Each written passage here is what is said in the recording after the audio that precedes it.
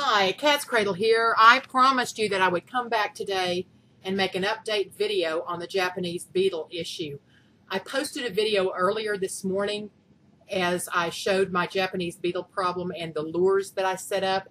And if you haven't seen that video, you probably want to stop this video and go watch that one so that this one will make more sense. I realized that this morning I showed you the fruit trees and I showed you the raspberries, but I did not show you what the Japanese beetles had done to the grape leaves. The grapes still look fine at this point, but this is what the grape leaves look like. They're a mess. As you know, we set the traps out and we left them out for a total of 6 hours today, or I emptied them at the 6-hour mark. Here's the ones that I had set up by the Jerusalem artichokes. And you can see that at first the beetles are kind of confused. They're landing all around the Jerusalem artichokes, but they eventually work themselves inside the bag. You can see them on the leaves right there. This is the trap that caught the least amount of beetles. Here is the one that's set up closest to the grape arbor. And you can see there's several beetles on the bag. There's one on the funnel as it goes in. There's a little round part up there at the top, and that's actually where the pheromone is. I've got a big twist tie that's going into a hole that's just above that circular pheromone that sits right there. Can you see it there in the top, that little round piece? That's the pheromone. And you want to get a trap that has a pheromone at the top, because as they land on that, they will fall in the bag. Some of the pheromones are set too deeply in the bag. They don't work as well. This one works terrific. You can see one of the little Japanese beetles airborne right there. Here again is the one that's set back by the Jerusalem artichokes. It caught the least amount, but I was still pleased because, I mean, there were plenty of them in that bag when we emptied it.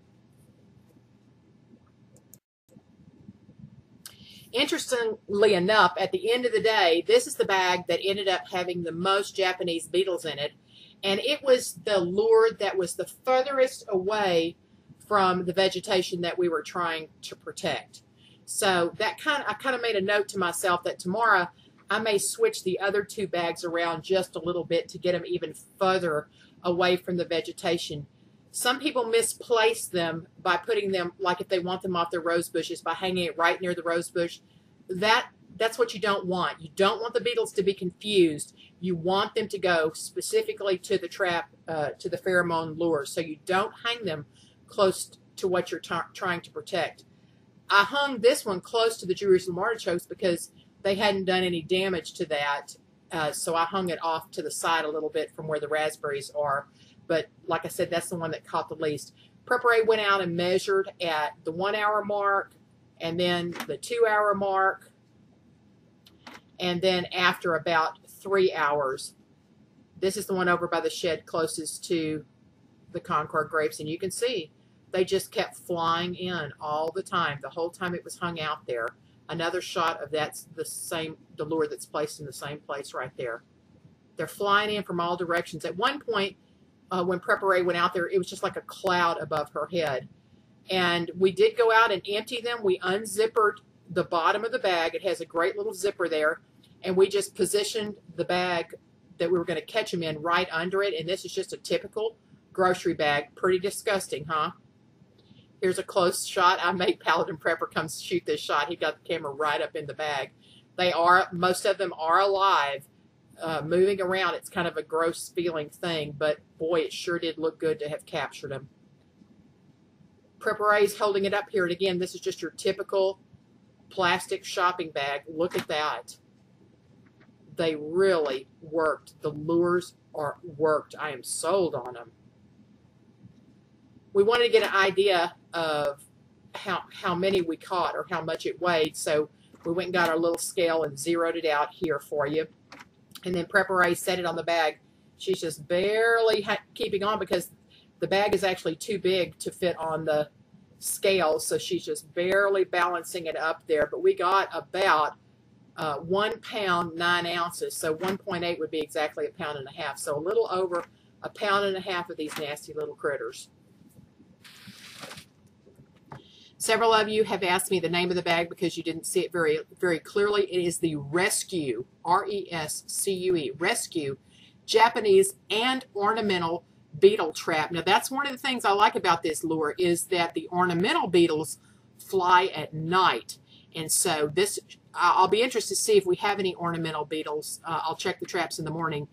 It would capture them at night, and then of course the Japanese beetles fly during the day. And they flew all day today, and I am just tickled with these lures. I have to get out tomorrow. I'm going to go buy 6 more, like I said in the previous video. I'm going to seal them up in Mylar with oxygen absorbers and hopefully have them for the next couple of years, because these that you see right now have been packed up for 1 year in Mylar, and the pheromone is incredibly active. These bags are reusable for the whole season, meaning that I can just leave them up and empty them whenever I want. I probably will empty them every day, because even after just 1 day, they were pretty stinky. Those beetles get to smell pretty gross. And I think I can probably lift up the little circular pheromone and just pour some water and rinse out those bags if I want to, replace the pheromone, zip up the bottom, and let them go for, you know, another few days before I have to empty them out. I am very happy with this. Some people have said, oh, you don't want to put those out because they bring beetles from everywhere. Well, that's not true. I have read the research from several entomologists, and one says that beetles really, it will only attract beetles from 100 to 200 yards away. Now, will you get some beetles that are just indiscriminately flying through the air looking for a great meal to eat? Sure, you will catch some of those. But you're not going to be attracting beetles from blocks, you know, several blocks away from your house. You're going to catch the beetles in your area. Am I happy to catch the beetles that are coming from my neighbor's yard? Yes, because if they're not trapping them and getting rid of them, the beetles that are in their yard are going to breed, and they're going to lay eggs that create larvae and hatch again next year. So I'm happy to catch all I can catch around me, because that will mean more protection for my garden next year. I am sold on these traps. Rescue Japanese and ornamental beetle traps. I'll keep you posted on how it's going, but for now I'm pretty excited about the results. Until next time, this is Cat's Cradle.